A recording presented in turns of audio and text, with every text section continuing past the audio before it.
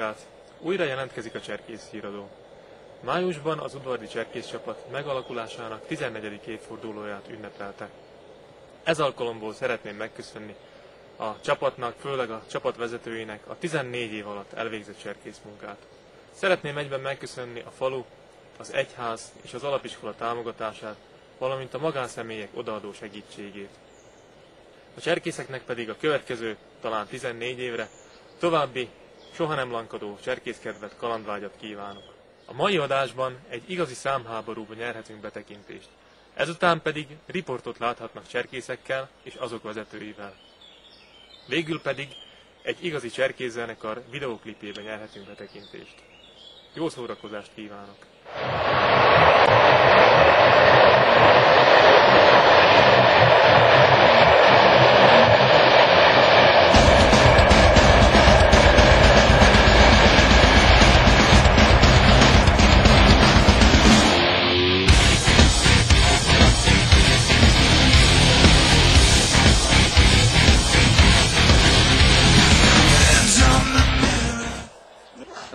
A számháborúban mindenki kap egy számot. Két csapat van, úgy vannak megkülönböztetve, hogy az egyik szám az ilyen színű, a másik szám olyan színű. Bálint milyen színű van? Piros és kék. Piros és kék csapat lesz. Hogy most ki lesz a támadó, ki lesz a védő, azt majd eldöntsük, majd azt kisorsoljuk. Nos, megkapod a számodat, fölhelyezzük ide a fejedre, így, 4 számjegyből a számot. És az a lényege a játéknak, hogy azt a számot le kell neked olvasnod, tehát az ellenfél számot le kell olvasnod, és hangosan el kell kiáltanod, hogy mit tudom én, 4, 3, 5, 2, tehát 4352, vagy az 43, 52, így is lehet elmondani, és azt elkiáltod a másiknak a számot, akkor ő kiesett a játékból. Lejössz a számot, és akkor egy bizonyos helyre, ahol megmondjuk, oda fogunk gyülekezni, ott lesznek a kiesett, tehát magyarul mondva lelőtt játékosok. Egyik csapat, a védők megkapják az zászlót. Föl fognak menni oda a lövöldett dombjának a területére. Aztán további fontos dolog, hogy szokott lenni a tank, amikor két ember így egybe megy és takarják egymást. Itt most ilyen nem lesz ma, tehát nincsen tank, hogy egymás segítségével a számot eltakarjatok. Továbbá a számokat nem lehet takarni semmilyen eszköz segítségével, tehát nem lehet így menned, és így kijönni a másikat. Hogy a földön mászol így, vagy valami az már dolgot, úgy lehet menni, de így takarni nem lehet a számot. Továbbá kaptok majd térképeket. Nem olyan jó térkép azért, mint kellett volna lennie, de azért lehet használni, főleg a taktikai dolgokhoz. Hát lesznek itt emberek, akik már játszottak, ők majd szervezik a csapatokat, jó? Tehát lesznek a csapatkapitány, még a segédjei, és ott majd fogtok így mozogni tudni együtt. Lesz időtök megbeszélni a taktikát is, arra fogtok kapni időtök, hogy hogyan támadunk, stb. Ilyenek.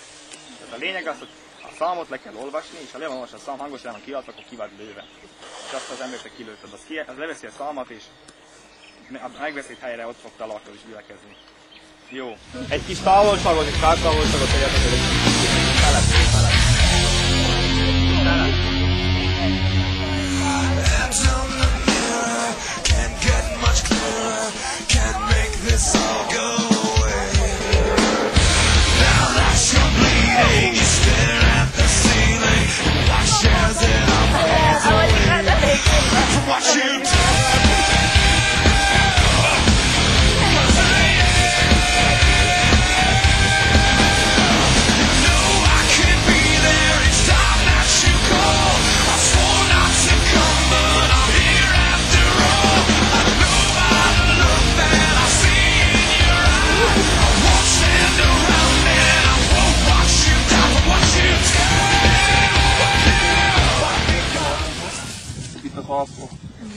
Innen várjuk a támadást, előrünk. Itt helyezkednek el az egyes tímek. Itt ezen a részen, ott lesznek ott lesznek, fogjátok védeni ezt a szélit, ha jönnének innen. Itt? Igen, innen. Oké. Másik felén, ott lesztek ti. Jó. A közepén? Onnan jönnek. Jó. És ti, itt lesztek lent a domb alatt. Ha valamikor akkor oda lesztek rák, ahol jönnek közben. És mink, én csapatom fönt lesznek a domban, ott vigyük. Jó. Több nagyon nem is kell. Akkor valami... két csoport itt lent két csoport, egyik szélérő, másik szélérő, egy még innen vigye. Mink lent is itt a időben bokrok. És a negyedik még a menedekig fönt leszünk. Aki is. Ja. Dombalán.